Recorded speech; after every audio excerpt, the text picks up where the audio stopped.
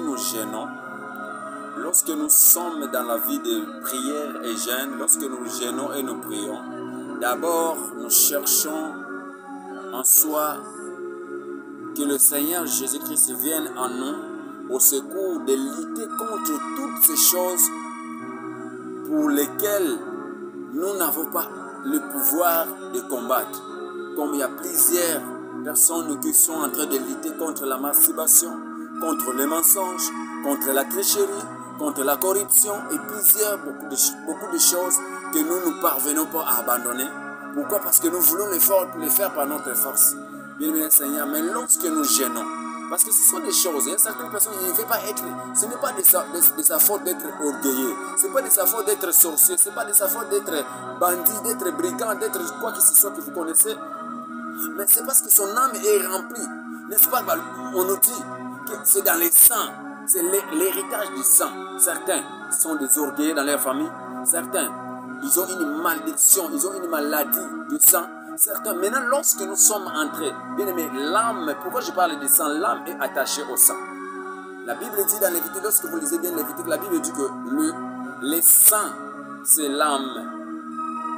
Nous devons comprendre que lorsque nous sommes en train de jeûner, comme David l'a dit dans Psaume 35, il dit, quand je priais, lorsque j'humiliais mon âme par des jeûnes, j'humiliais mon âme par des jeûnes. Donc lorsque nous sommes en train de jeûner, nous sommes en train d'humilier, nous sommes en train de rabaisser, de piller, de détruire toutes les convoitismes qui sont cachés derrière l'âme.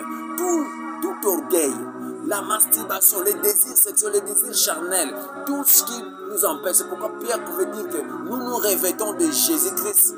Et Jésus-Christ est là comme un inhibiteur, comme un bloqueur de tout ce qui nous poursuivent, de tout ce qui nous empêche de grandir spirituellement.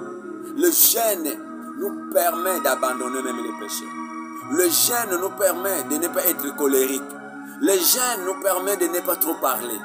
Lorsque tu vivais dans la veine des plaisanteries, parce qu'il y a certains chrétiens qui vivent dans des plaisanteries, dans des veines de plaisanteries, voire même ils font des plaisanteries même dans la parole de Dieu. Mais quand tu commences à vivre dans la vie de jeûne et prière, l'humilité de ton âme fera en sorte que ces plaisanteries commencent à disparaître petit à petit et commençons à jeûner.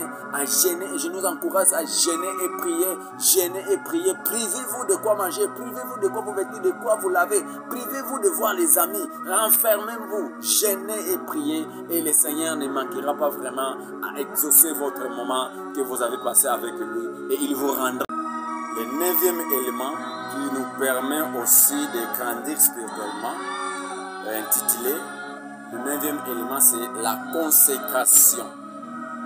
Qui dit consécration, c'est-à-dire se mettre sous l'invocation d'un saint ou se dédier à Dieu.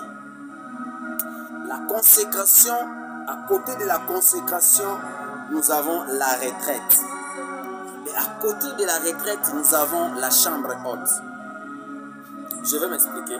Suivez bien la suite des explications. La consécration, c'est quand tu décides de servir Dieu. C'est quand tu décides de te donner au service du Seigneur.